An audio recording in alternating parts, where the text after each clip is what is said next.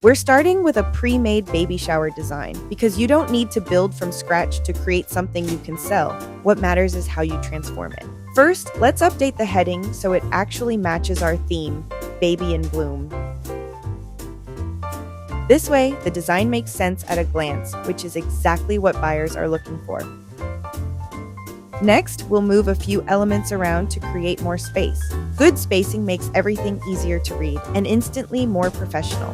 And these safari animals, let's remove them. They don't match our theme, and mismatched elements are one of the fastest ways a design feels off. Now we can keep refining the layout.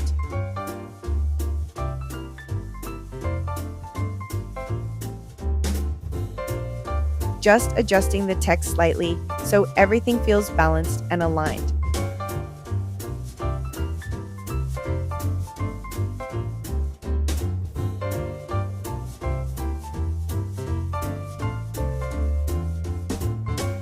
Let's align everything to the left.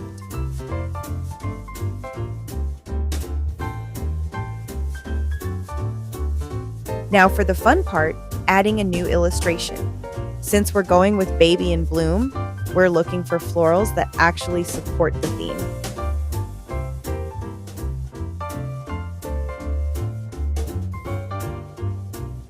And this one works perfectly. It fits the style and elevates the overall look.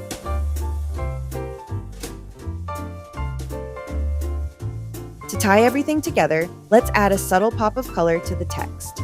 Use the eyedropper tool to pull 1 or 2 shades directly from the flowers. This keeps your color palette consistent, which is key for a polished, sell-ready design.